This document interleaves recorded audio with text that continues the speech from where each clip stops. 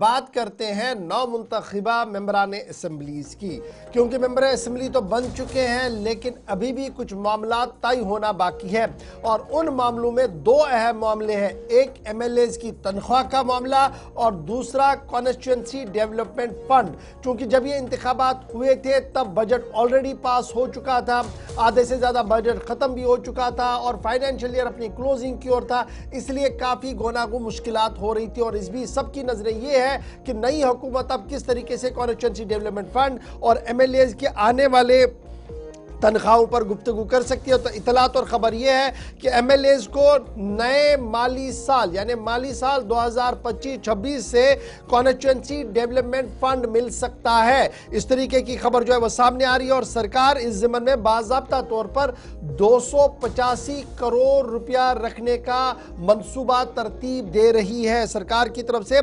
285 करोड़ रुपया budgetary provision रखने का फैसला ले लिया है।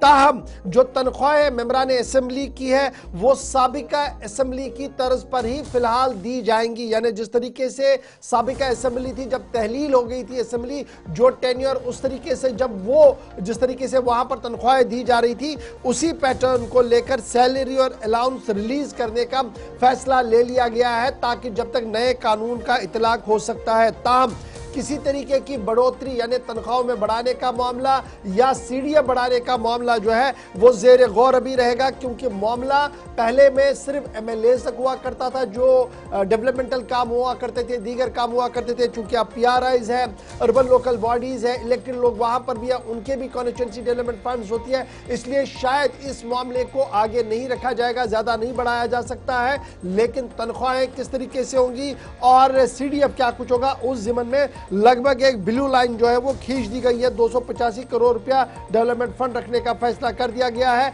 और यकुम अप्रैल यानी फर्स्ट वीक ऑफ अप्रैल से बाज़ाब्ता तौर पर इस सीडीएफ का फैसला जो है वो मेंबरान असेंबली कर सकते हैं। हमारे ज़राया ये बता रहे हैं कि तकरीबन साल 2018 में जब आप देखते हैं साबिका असेंबली के अंदर तो 2-3 करोड़ रुपया पंचायतों के लिए और दीगर कॉन्स्टिट्यूएंसी फंड्स के लिए दिया जाता था। लगभग उसी पैटर्न को थ्रू किया जाएगा फिलहाल, क्योंकि अभी जब डेवलपमेंट की बात हो रही है तो डीडीसी काउंसिल्स भी है, फिर इलेक्टेड पंचायत मेंबर्स भी है। तो इस तरीके से ज़्यादा पैसा एमएलएज को ना दिया जाए बल्कि सबको दिया जाए, इस ज़िम्मन में एक हिकमत अमली तरतीब देने की कोशिश की जा रही है। फिल वक्त हमारे पास 90 मेंबरान असेंबली है, 5 और इलेक्टेड होकर 5 और नॉमिनेट होकर आएंगे तो 95 एमएलएज होंगे। तो यही वजह कि तकरीबन 285 करोड़ रुपया रखने की बात जो है वो फाइनेंशियल ईयर बजट 2025-26 में रखने की बात जो है वो कही जा रही है।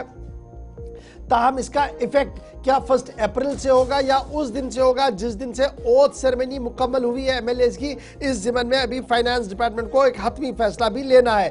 ताहम तनख्वाहें जो एमएलएज की है, इस ज़िम्मन में एक बात सामने आ रही है कि जो एग्जिस्टिंग रूल्स है लेजिस्लेटर्स के 2018 के, जिसके तहत उन्हें एक तनख्वाह मिलती थी, उसी सैलरी बिल को सामने रखते हुए तनख्वाहें दी जाएंगी और कुल मिलाकर 1,60,000 रुपया माहाना तनख्वाह जो है वो एमएलए की फिलहाल मिलेगी, जब तक नई तरीके से तनख्वाह बढ़ाने का मामला ऐवान के सामने नहीं रखा जाता। तो कुल मिलाकर सीडीएफ अगले साल से मिल सकता है, सीडीएफ नहीं बढ़ेगा। इस ज़िम्मन में लगभग वजारत खजाना ने अपनी बात सामने रखी है। देखना होगा कि वज़ीर आला जो वज़ीर खजाना भी है इस मामले को कैसे देखते हैं। फिर सरकार ये भी मान रही है कि यूएलबी पंचायतों के इलेक्शन करवाने हैं, वहां पर भी इलेक्टेड मेंबर्स हैं, उन्हें भी डेवलपमेंट का काम करना होता है, वहां पर भी पैसा देना है। तो इस तरीके से साइकिल ऑफ डेवलपमेंट जो है वो चलेगा ताकि बैलेंस होकर चलाया जाए। यही वजह है कि साल 2025-26 में फरवरी मार्च के महीने से बाज़ाब्ता तौर पर यह पैसा आने की उम्मीद है। ताहम तनख्वाह 1,60,000 रुपया ही फिलहाल मिलेगी, जब तक नए तरीके से असेंबली के अंदर मसवदा नहीं आता है, कानून नहीं आता कि किसकी कितनी तनख्वाह बढ़ानी है। फिलहाल 2018 का ही बेस लाइन बनाया गया है जिसके तहत तनख्वाह दी जाएगी। ये तो थी बात जनाब तनख्वाहों की और सीडीएफ कैसे, जिसको लेकर वजीर आला उमर अब्दुल्ला पर सबकी नजरें रहेंगी मेंबरान की, क्योंकि वजीर खजाना भी वही है जम्मू कश्मीर रियासत के।